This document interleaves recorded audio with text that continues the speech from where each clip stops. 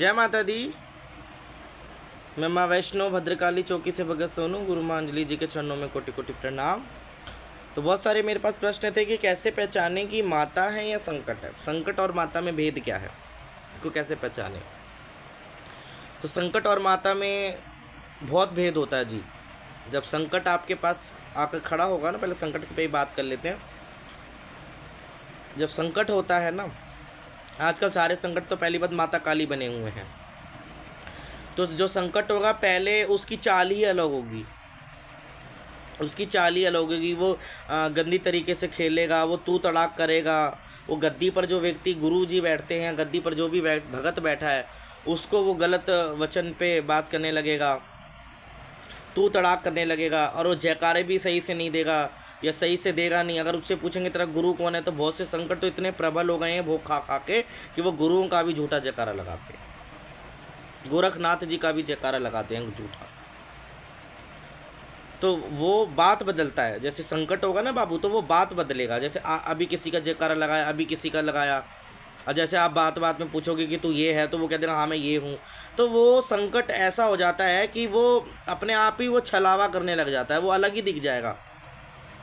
जो संकट होगा ना, वो अलग ही दिखने लग जाता है जो संकट की। तो पहली बार जब संकट होगा तो उसके जयकारे सही नहीं होंगे। संकट होगा तो उल्टी सीधी तरीके से खेलेगा। और संकट होगा तो वो जो भगत बैठे हैं उनको वो आँख से आँख नहीं मिलाएगा। बहुत से मिला भी लेते हैं, पर जो नॉर्मल कॉमन संकट आ जाते हैं दरबार में छोटे मोटे किसी चीज़ पे माता का नाम लेके, तो वो आँख नहीं मिलाते अगर भगत सच्चा है तो वहाँ पे।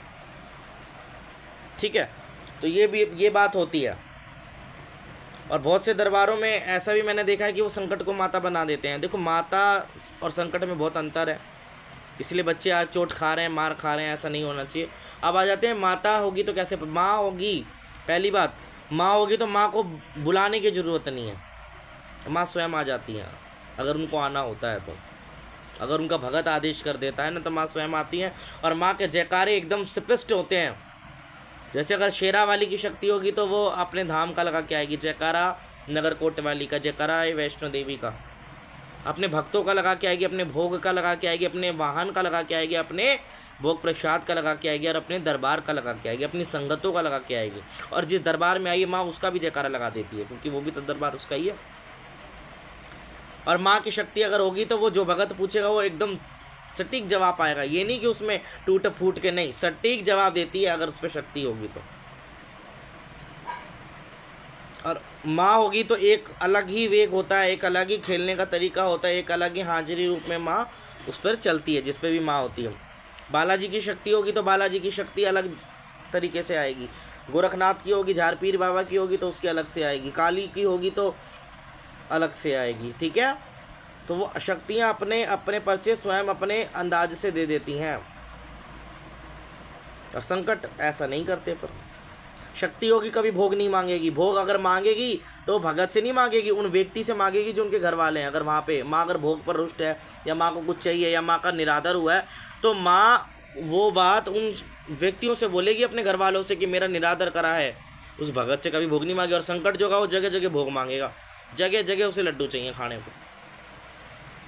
तो ये होता है संकट और माँ का। पर बहुत सी जगह पे क्या होता है, अच्छी शक्तियाँ भी वो सामने नहीं आती, वो खुद परीक्षा लेने लग जाती हैं। जैसे कि माता धूतनी हो गई, ये बामन रूपी हैं, ये भी किसी का भी रूप ले लेंगी, भगत पहचान नहीं पाएगा इन्हें। है अच्छी शक्ति पर पहचान नहीं पाएगा। माँ शेरा वाली को भी कभी कभी लोग नहीं पहचान पाते, क्योंकि वो भी रूप बदल लेती हैं। तो उसको भी पहचानना होता है। वो जो गद्दी पर भगत बैठा है वो उसको भी पहचानना होगा। और वो भी सच्चे भगत होंगे, वही पहचान पाएंगे, हर कोई नहीं पहचान पाता बाबू।